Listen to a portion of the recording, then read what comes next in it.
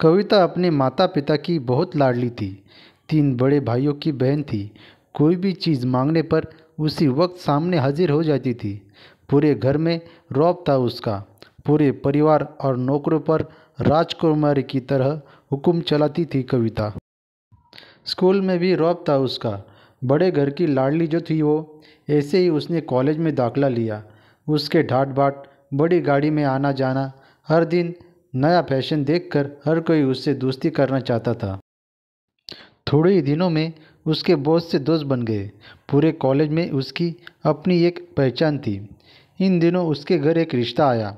खानदानी लोग थे और पापा की पुरानी जान पहचान थी उनके साथ।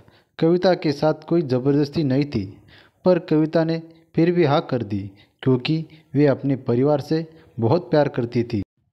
वो जानती थी कि वे लोग उसका अच्छा ही सोचेंगे। लड़के का नाम राज था। राज काफ़ी पढ़ा लिखा और समझदार लड़का था। ससुराल वाले भी बहुत अच्छे थे।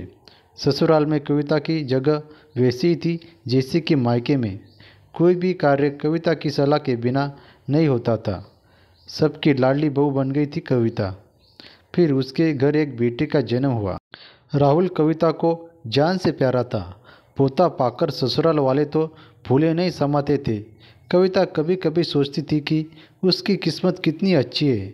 उसका हर अपना उसे कितना प्यार करता है। चाहे जीवन में कैसा भी समय आए, मेरे अपने हमेशा मेरे साथ है। मैं कभी अकेली नहीं हो सकती। कितनी खुशकिस्मत हूँ मैं। पर शायद कविता की खुशियों को उसकी अपनी ही नज़र लग गई। एक दिन वो मायके जाने की जिद कर बैठी। राज को बहुत काम था, लेकिन वो फिर भी उसे ले गया। रास्ते में उनकी गाड़ी अन्य गाड़ी से टकरा गई। कविता, राज और राहुल बहुत बुरी तरह से जख्मी हो गए। काफ़ी दिनों के इलाज के बाद राज और राहुल तो ठीक हो गए, लेकिन कविता पूरी तरह ठीक न हो सकी। सर पर चोट लगने के कारण वे अपनी आंखों की रोशनी खो बैठी। अब कविता की किस्मत जैसे उल्टे पांव चलने लगी। मायके वाले कुछ दिनों तक उसे मिलने आते रहे, फिर कभी कभार फ़ोन ही करके पूछ लेते कि अब कैसी हो। धीरे धीरे ये सिलसिला भी कम हो गया। ससुराल वाले की सहानुभूति भी कम होने लगी। घर में किसी को पास बैठने के लिए कहती तो जवाब मिलता, बहुत काम है, अब तुम भी हाथ नहीं बटा सकती। राज भी चिड़चिड़ा हो गया था। बस राहुल ही था उसके साथ, जिसके साथ हंसते खेलते उसका वक्त गुजरता। एक दिन कविता के हाथ से कुछ सामान गिर गया, जिसकी वजह से राहुल को हल्की सी चोट लग गई।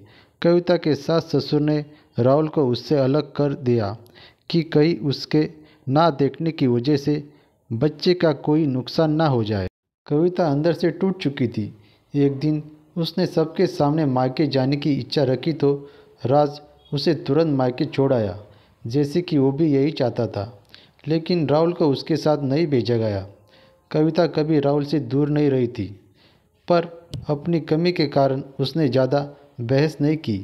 कविता को लगा कि वो 3-4 दिन वहाँ रहेगी तो थोड़ा हवा पानी बदल जाएगा, क्योंकि वो कितने दिनों से कहीं बाहर नहीं गई थी। घर वाले भी इतने दिनों बाद उसे देखकर कितनी खुश होंगी। कविता के घर पहुँचने पर सब लोग बहुत खुश हुए। खाने में सब कुछ कविता की पसंद का ही बना था।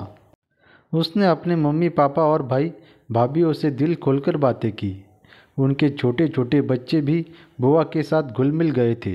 रात को सोने के वक्त जब वो कपड़े बदलने लगी तो उसे पता चला कि उसका बैग तो बहुत भरा हुआ था। वो सब समझ गई। वो बहुत उदास हो गई। कुछ दिनों तक तो सब ठीक रहा, फिर जैसे सब बदलने लगा। सबका व्यवहार बदल रहा था। वो लोग जैसे थक चुके थे उससे। सब लोग घुमा फिरा कर पूछने लगे कि राज कब आ रहा है उसे ले जाने। वो बहाना बना देती, जबकि वो जानती थी कि उस घर में अब उसके लिए कोई जगह नहीं। कविता से चलते वक्त कुछ ना कुछ नुकसान हो जाता। थोड़ी बहुत टोका टोकी उसे सुनाई देती, वो टाल देती। एक दिन उसके हाथ से लगकर एक कीमती फूलदाना टूट गया। छोटी भाभी ने बहुत हंगामा मचाया। कविता के माता पिता रोज रोज के झमेलों से तंग आ गए थे। उन्होंने राज को खुद से फ़ोन कर दिया। राज कविता को अपने घर ले गया, कविता को अपने परिवार वालों से ये उम्मीद नहीं थी।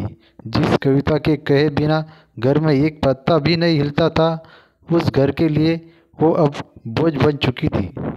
राज के साथ ससुराल आते वक्त वो बहुत खुश थी, क्योंकि वे अपने घर जा रही थी, अपने जिगर के टुकड़े राहुल के पास। परंतु ये खुशी भी कुछ पल की ही थी। सारा बंदोबस्त पहले ही किया हुआ था। कविता को सीधे ऊपर वाले कमरे में पहुंचा दिया गया। राहुल से दूर रहने की सख्त चेतावनी दी गई। एक काम वाली लता को उसकी जिम्मेदारी सौंपी गई, जो उसके खाने पहनने जैसी ज़रूरतों का ध्यान रखती। कविता ज़्यादातर चुप ही रहती, कभी कभी काम वाली लता से थोड़ा बतिया लेती। उसके ज़रिए राहुल का पता चल जाता।